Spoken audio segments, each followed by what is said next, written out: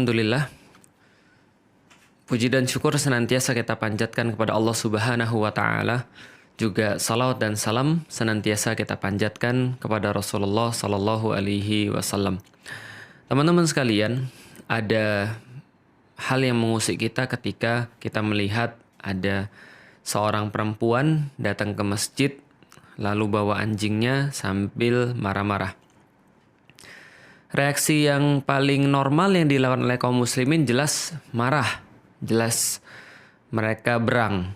Apalagi yang ada di masjid. Kita nggak kebayang kalau kita lagi ada di masjid kondisi kayak begitu.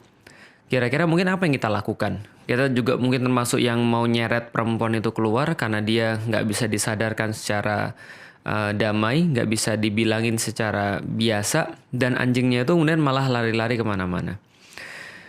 Setelah itu netizen ramai mengomentari kasus ini, memberikan pandangannya dengan kasus ini, dan memberikan seperti apa sih seharusnya kaum muslimin harus bertindak. Dan saya juga melihat ada ragam komentar, ada macam-macam komentar, termasuk diantaranya adalah komentar ada orang-orang yang menyamakan kasus ini dengan kasus di zamannya Nabi. Ketika ada seorang badui datang ke masjid, kemudian kencing di masjid, maka para sahabat yang ingin menghardik, yang ingin mencegah, yang ingin menghukum badui ini, kemudian dihalangi oleh Rasulullah Sallallahu Alaihi Wasallam. Kemudian Rasul membiarkan dia melakukan hajatnya, kemudian menasihatinya, lalu meminta para sahabat agar mengguyur bekas kencing itu dengan air. Ini menggambarkan keindahan yang sangat luar biasa. Nah, mereka kemudian menyamakan, harusnya kita nggak usah marah-marah, kita nggak usah sepaneng, kita nggak usah ribut. Ya lakukan aja seperti yang Rasulullah Shallallahu Alaihi Wasallam lakukan. Jadi ada orang-orang yang sok bijak, kemudian muncul mengatakan dalil seperti ini, dan kita nggak tahu seperti apa yang dia alami ya, maksudnya kita nggak tahu kalau orang ini benar-benar nggak ngerti ataukah sengaja dalam menggunakan ayat ini, sengaja dalam menggunakan hadis ini untuk kepentingan-kepentingan yang lain. Tapi sebenarnya situasinya nggak benar-benar sama sih, karena kita tahu bahwa Rasulullah Shallallahu Alaihi Wasallam sangat memahami ketika ada seorang badui yang kemudian kencing di masjid. Itu Rasulullah sangat memahami bahwa saat itu orang kan belum terlalu paham tentang Islam. Orang nggak tahu tentang Islam. Lantas badui ini ketika dia datang lalu kemudian kencing di masjid, bukan maksud dia untuk menistakan agama, bukan maksud dia untuk menantang kaum muslimin, tapi perbuatan itu murni karena dia tidak paham.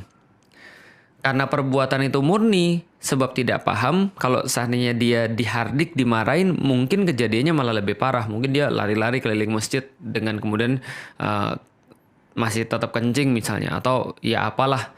Yang jelas Rasulullah paham bahwa orang ini tidak tahu. Maka tidak tahunya orang ini menjadi sebuah alasan yang sangat kuat untuk Rasulullah memberikan contoh seperti tadi. Maka kalau ada orang nggak tahu tentang Islam, orang itu kita kasih tahu, dan kita tidak berang dalam tanda kutip kalau orang itu nggak tahu. Sama seperti anak-anak yang nggak paham, nggak ngerti dalam satu perbuatan lalu dia salah, tentu kita nggak akan marah sama dia. Tapi kita akan menasihati dia supaya dia nggak berlaku seperti itu lagi. Tapi lain kasusnya dengan yang kita lihat yang viral di sosial media itu. Orangnya bawa anjing, datang ke masjid, ngegas marah-marah, dan diomongin malah nendang-nendang, malah mukul-mukul, malah makin berang, makin sadis. Ini yang harus kita ketahui adalah, kalau andaikan ini nggak tahu kok ya agak sulit menerimanya. Kalau dikatakan gila, nggak waras, mungkin, dan akan lepas kalau seandainya orang itu memang dikatakan gila dan nggak waras. Tapi masa ya orang-orang gila dan nggak waras ini sangat banyak sekali munculnya terus-menerus, dan kenapa dibiarkan? Gitu kan ya. Ini kan adalah sesuatu yang bakal bisa merusak hubungan antar umat beragama. Walaupun kita yakin nggak semua orang seperti itu. Tapi coba lihat, sikap-sikap seperti ini kalau dibiarkan akan muncul dalam berbagai jenis perlakuan, walaupun walaupun perlakuan itu adalah sesuatu yang ringan, yang kecil. Contoh misalnya kalau kita bahas tentang masalah anjing dan orang pakai sepatu masuk masjid, oke lah, ini adalah perkara yang besar. Tapi perkara-perkara kecil, meremehkan ajaran-ajaran Islam, seolah-olah setiap kaum muslimin itu harus bertoleransi dalam arti mengikuti apapun kata-kata yang selain muslim, ataupun kemudian ibadah-ibadah di dalam Islam itu dicirikan sebagai sebuah hal yang inilah mengganggu ketertiban, ide-ide Islam dikatakan sebagai makar dan seterusnya. Ya ini kan adalah sebuah hal yang sama yang dibangun dari seperti ini, pembiaran atas satu peristiwa yang harusnya ditindak secara benar, tapi mungkin tidak diberikan pada porsinya. Akhirnya apalagi yang terusik? Yang terusik adalah rasa keadilan. Nggak, after all teman-teman sekalian, saya cuma mau bilang, kalau seandainya orang-orang yang ngomong bahwa zaman Nabi itu begini, hadisnya tuh begini, lalu kemana aja Anda ketika orang-orang Muslim menginginkan bahwa apapun yang terjadi di masa Rasulullah itu kembali lagi untuk kita terapkan sekarang? Kepemimpinan Abu Bakar, kepemimpinan Umar bin Khattab, kepemimpinan Utsman bin Affan, kepemimpinan Ali bin Abu Thalib, itu juga berdasarkan hadis Nabi Shallallahu Alaihi Wasallam, berdasarkan contoh mereka kepada Nabi Shallallahu Alaihi Wasallam, Khulafa Rasyidin, para khalifah yang ditunjuki oleh Allah.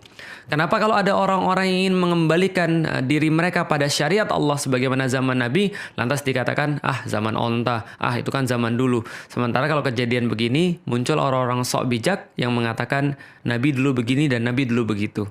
Pertanyaannya, kenapa Anda mengambil sebagian daripada perilaku Nabi, tapi tidak mengambil perilaku Nabi secara keseluruhan? Bagaimana Nabi mengurus politiknya? Bagaimana Nabi mengurus ekonominya? Bagaimana Nabi mengurus keluarganya? Bagaimana Nabi punya pandangan terhadap hukum-hukum yang dulu beliau terapkan di Madinah? Kenapa kita tidak meniru Nabi secara keseluruhan? Atau jangan-jangan ada maksud-maksud tertentu orang-orang itu untuk mengucapkan perkara-perkara seperti ini. Oh jangan marah, oh nggak apa-apa, Nabi itu dulu begini. Iya, yang enak-enaknya saja, yang menurut mereka betul saja, yang sesuai dengan keinginan mereka, mereka kutip ini dari Nabi. Begitu ini tidak sesuai dengan nafsu mereka, mereka bilang, oh kita harus reinterpretasi. Oh kita harus mengartikan ulang, kita harus melakukan dekonstruksi dan segala macam.